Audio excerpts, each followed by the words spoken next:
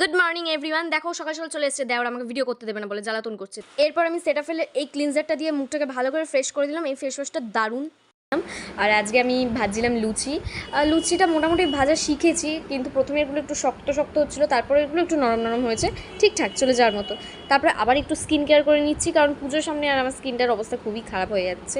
তো এখানে দুটো পার্সেল চলে এসেছিলো, আর এখানে ভাজছিলাম আর মাছ রান্না হবে, আর মাছের কষা। আর এখানে যে পার্সেলগুলো অর্ডার দিয়েছিলাম, এই দুটো গেঞ্জির কোয়ালিটি দুটো সত্যি খুবই ভালো, সাইজটাও একদম ঠিকঠাক। আর বিকালের চাটা এনজয় করছিলাম। আর এই কাপটা দেখো কি কিউট। সন্ধেবেলা হতেই বর বলে আমার জন্য চাউমিন করে দাও, তো সেখানে এই চাউমিনই করছিলাম। আমার হাতে চাউমিনও বেশ পছন্দ করে।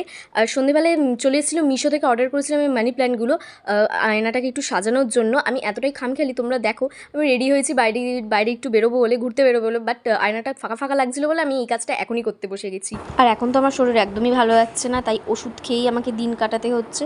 তো আজকের ব্লগটা এখানেই শেষ করলাম।